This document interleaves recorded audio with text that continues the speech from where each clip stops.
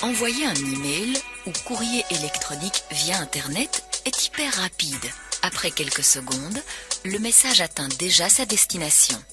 Écrire et recevoir du courrier électronique est possible entre autres grâce à des services en ligne comme Windows Live, Gmail ou Yahoo ou via un logiciel de messagerie sur votre PC comme Mozilla Thunderbird, Windows Live Mail ou Outlook. Dans ce petit film, nous allons découvrir les principaux éléments d'un courrier électronique et d'un logiciel de messagerie, comment recevoir et lire votre courrier électronique et comment créer et envoyer un message. La fenêtre d'un logiciel de messagerie se compose de différentes parties. En haut, vous trouvez une barre de tâches contenant des boutons.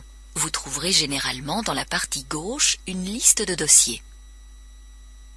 Lorsque vous cliquez sur un dossier, vous voyez s'afficher, à droite, la liste des messages de ce dossier.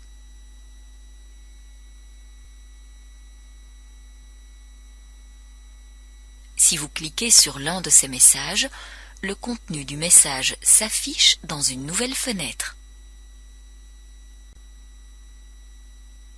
Les nouveaux messages reçus sont conservés dans le dossier « Boîte de réception » ou « Inbox ».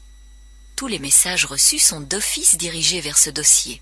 Lorsque vous cliquez sur ce dossier, la liste de tous les messages reçus apparaît. Lorsque vous cliquez sur l'un des messages de la liste, le contenu du message concerné s'affiche dans une nouvelle fenêtre. Si vous voyez un trombone à côté du contenu du message, le message contient une pièce jointe comme un texte, une photo ou un film.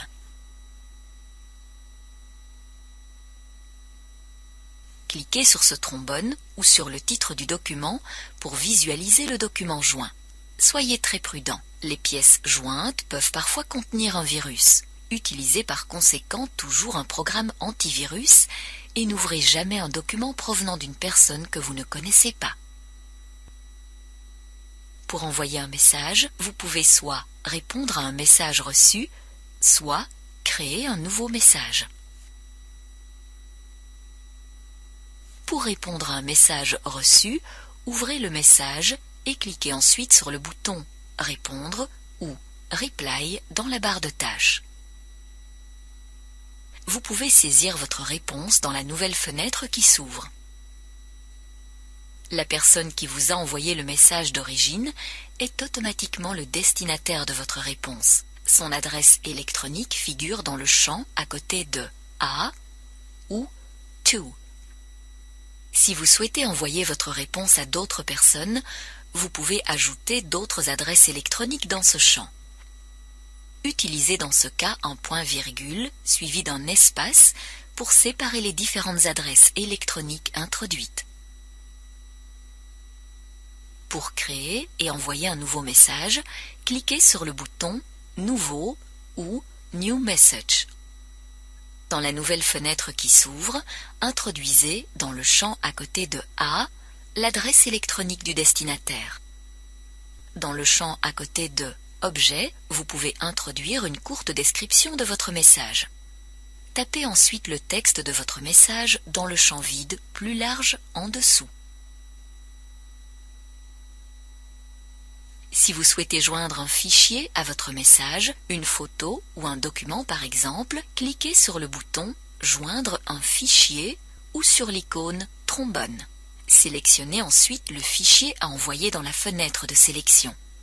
Le fichier est joint à votre message.